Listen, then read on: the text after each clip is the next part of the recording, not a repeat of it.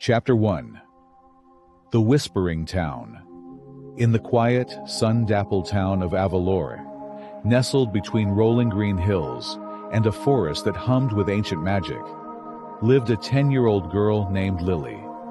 She had chestnut curls that fell to her shoulders, eyes as bright as amber, and a heart that burned with an insatiable curiosity. Lily spent her days wandering the cobblestone streets, helping the townsfolk tend their gardens, and losing herself in the dusty shelves of the town's tiny library. Her favorite books were those that spoke of adventure, of hidden treasures, and of forests where magic still lingered. The forest on Avalor's edge was no ordinary woods. Locals called it the Enchanted Thicket, and tales of its wonders and dangers had been passed down for centuries. It was said that deep within its heart lay a treasure, one that could grant the deepest, truest desire of whoever found it. But no one who had ventured far into the thicket had ever returned to tell the tale. Parents warned their children to stay close to the town's borders, to never follow the forest's soft, beckoning whispers. But Lily was not like other children. She felt the forest's call in her bones. Every evening she would stand at the edge of the trees, listening to the rustle of leaves that sounded like secret songs, watching fireflies dance like floating stars.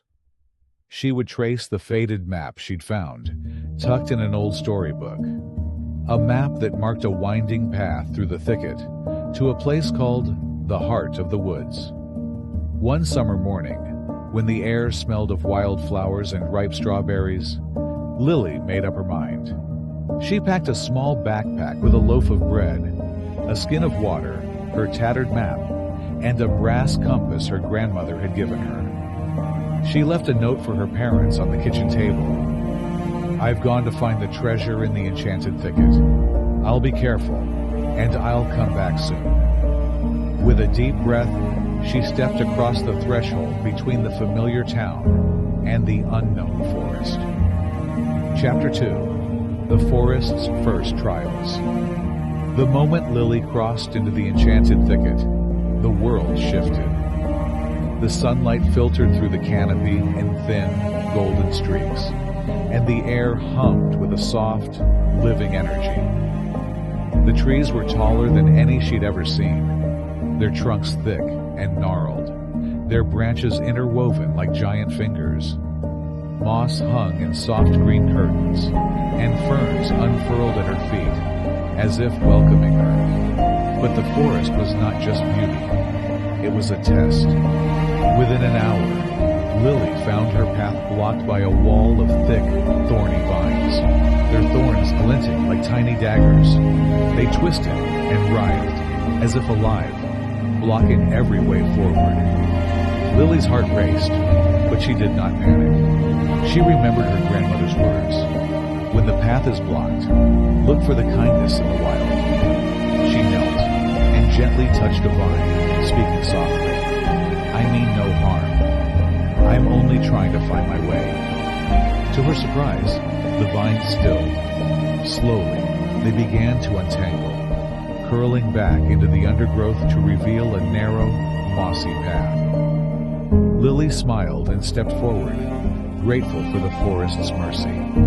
Deeper she went, and the forest grew stranger. She met a family of squirrels with fur the color of autumn leaves, who chattered at her and pointed with tiny paws toward a hidden stream. She drank from the cool, clear water and felt a surge of energy flow through her. Later, she encountered a wise old owl, perched on a branch, its eyes like burning coals.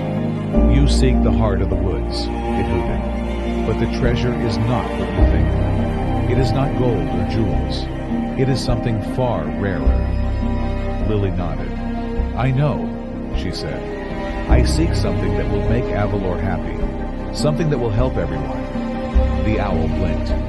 "Then you have a pure heart, but the path ahead is hard. You will face fear, doubt, and loss. Will you continue?" "I will," Lily said firmly. The owl hooted again, and a gust of wind carried a single white feather to her feet. "Take this," it said. "It will guide you when the way is dark." Lily tucked the feather into her pocket and pressed on.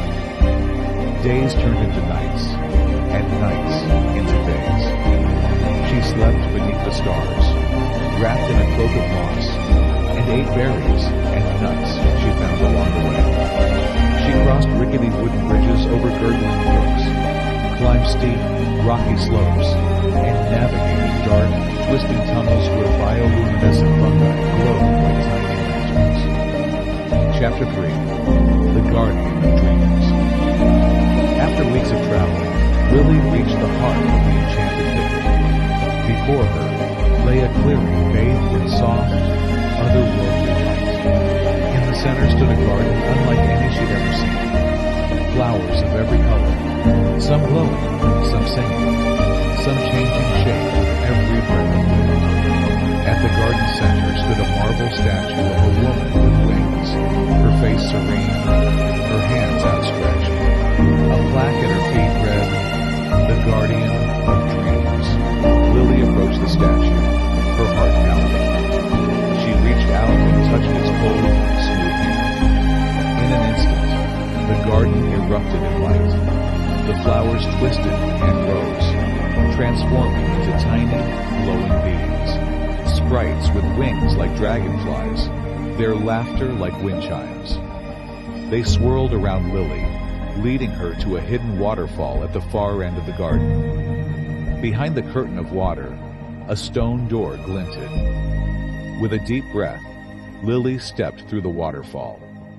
The door creaked open, revealing a chamber filled with swirling, iridescent mist. In the center floated a small, ornate box, carved with stars and moons. Lily's hands trembled as she lifted the lid. Inside lay a shimmering golden key, warm to the touch, pulsing with magic. The sprites chirped and gestured toward a long, winding corridor that stretched into the darkness. Lily knew the key was for the door at the corridor's end, the door to the treasure. She walked for what felt like hours, the key glowing brighter with every step. At last, she stood before a massive oak door bound with iron, carved with scenes of joy, sorrow, hope, and courage. She inserted the key into the lock, and it turned with a soft click. The door swung open. Chapter 4. The True Treasure. Lily stepped inside, and her breath caught. The room was vast, lined with shelves holding ancient books, glowing gemstones, and artifacts from long-lost civilizations. But in the very center, on a velvet pillow, rested a small, clear crystal orb. It hung softly, casting a warm, golden light over everything. As Lily approached, the orb rose into the air, floating before her. She reached out and placed her hands on it. A flood of visions washed over her. She saw Avalor, her town, filled with laughter and joy.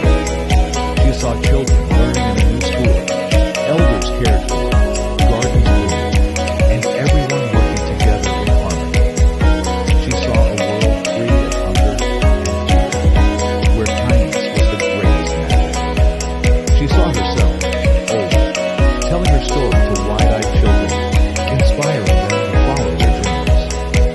Tears streamed down her face. She understood now. The treasure was not a thing to be taken. It was a gift of hope, of purpose, of the power to make dreams real. The orb did not grant wishes. It revealed the truth, that the greatest treasure lies within each person, in their courage, their kindness, and their willingness to care for others. The orb settled back onto the pillow, its light fading to a gentle glow. The sprites appeared, bowing to her. "You have passed the test," one said. "You have seen the truth. Now take this gift back to Avalor. Share it with your people. Let them know that magic lives in their hearts." Lily nodded, her heart full. She tucked the crystal orb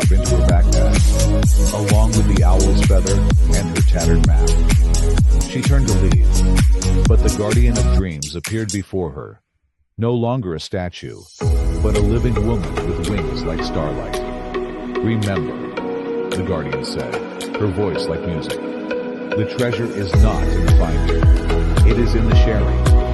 Use this gift wisely, and Avalor will thrive forever." Chapter 5. The Return to Avalor. Lily's journey back through the enchanted thicket was easier. The forest, which had once tested her, now guided her. The vines parted before her. The animals led her along safe paths, and the owl's feather glowed when she lost her way.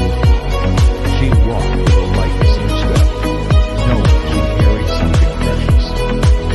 When she emerged from the forest, she found Avalor waiting for her. Her parents, the townsfolk, even the old librarian, everyone had gathered at the edge of the thicket. They cheered as she ran toward them, tears of joy in their eyes. Lily told them everything, of the forest's magic, the trials she faced, the guardian of dreams, and the true treasure she found. She held up the crystal orb, and as she spoke of hope and kindness, it glowed, casting a warm light over the crowd. The townsfolk listened, awestruck. In that moment, something changed in Avalor. They saw that magic was not just in far-off forests, but in their own hearts. They began to dream again, to build, to create, to care for one another. A new school was built, where children learned not just reading and writing, but courage and compassion. Gardens were planted, feeding the hungry. The elderly were cared for, their wisdom cherished. The town of Avalor transformed, not because of a magical treasure, but because Lily had shown them the power of hope. Years passed. Lily grew into a young woman, wise and kind, loved by all. She told her story to every child in Avalor, inspiring them to seek their own adventures, to follow their dreams, and to always choose kindness. Exhausted, he had saved them. When the storm died down at dawn, he went down to the cove. The fishing boat was anchored there, its crew huddled on the deck. There were 8 men, all soaked and shivering. "Thank you, old man," the captain said, shaking Elias's hand. "We would have crashed on the rocks if it weren't for your light." Elias helped them carry their supplies to the cottage. He built a fire, gave them dry clothes, and made them hot soup. They told him their ship had been caught in a storm and had lost its way. "You're a hero," one of the sailors said. Elias smiled. "I'm just a lighthouse keeper," he said. "It's my job." The sailors stayed for 3 days, waiting for the weather to clear. During that time, they told Elias stories of the sea, of far-off lands, and of their families. Elias told them about Clara, about Thomas, and about the lighthouse. He showed them the old logbooks, filled with entries from generations of keepers. On the 4th day, the sun rose bright and clear. The sailors prepared to leave. "Come with us," the captain said to Elias. "You've lived alone here for too long. Come to the city. We'll find you a home, a family." Elias looked out at the sea, at the lighthouse, at the rocks he had known his whole life. "I can't leave," he said. "This is my home. The lighthouse needs me." The captain nodded. "We understand, but you must know, you've given us more than just a safe harbor. You've given us hope." The sailors gave Elias a bag of